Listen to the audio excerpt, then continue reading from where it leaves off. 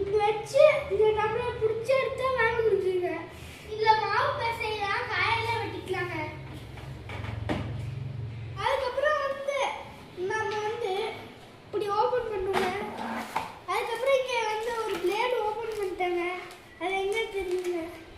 லாஸ்ட்டாக இருக்குங்க. இந்த மாதிரி பிளேட்ஸு அந்த புக்கில் காட்டியிருக்கேங்க. இப்போ நம்ம முள்ளாம்பழத்தையும் தண்ணியும் போட்டோம். அம்மா சர்க்கரை போடுறாங்க.